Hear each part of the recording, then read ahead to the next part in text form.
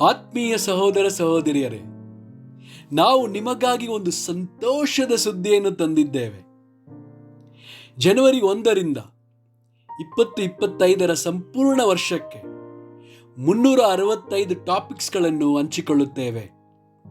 ಪ್ರತಿದಿನ ಒಂದು ಟಾಪಿಕ್ ಮತ್ತು ಅದಕ್ಕೆ ಸಂಬಂಧಿಸಿದ ವಚನಗಳನ್ನು ಹಂಚಿಕೊಳ್ಳುತ್ತೇವೆ. ಇದನ್ನು ಕೇಳಿ ಧ್ಯಾನಿಸಿ ಆಶೀರ್ವಾದ ಹೊಂದಬೇಕೆಂದು ಪ್ರೋತ್ಸಾಹಿಸುತ್ತೇನೆ. ದಯವಿಟ್ಟು ಸಬ್ಸ್ಕ್ರೈಬ್ ಮಾಡಿ ನಿಮ್ಮ ಸ್ನೇಹಿತರೊಂದಿಗೆ ಹಂಚಿಕೊಳ್ಳಿ.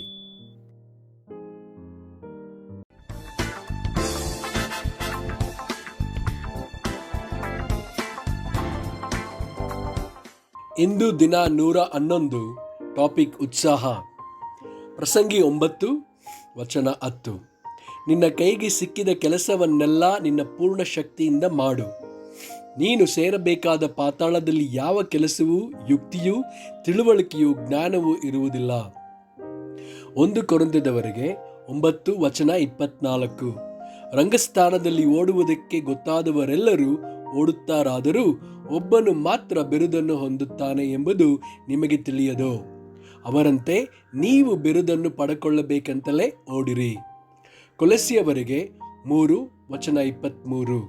ನೀವು ಯಾವ ಕೆಲಸವನ್ನು ಮಾಡಿದರೂ ಅದನ್ನು ಮನುಷ್ಯರಿಗೋಸ್ಕರವೆಂದು ಮಾಡದೆ ಕರ್ತನಿಗೋಸ್ಕರವೇ ಎಂದು ಮನಃಪೂರ್ವಕವಾಗಿ ಮಾಡಿರಿ.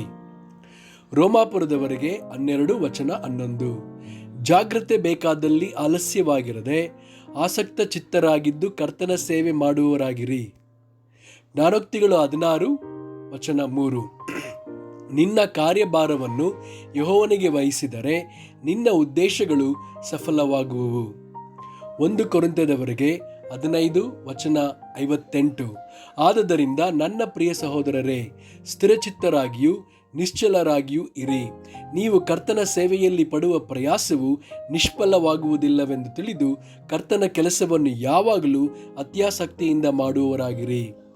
2 ತಿಮೋಥೆಯನಿಗೆ 1 ವಚನ 6.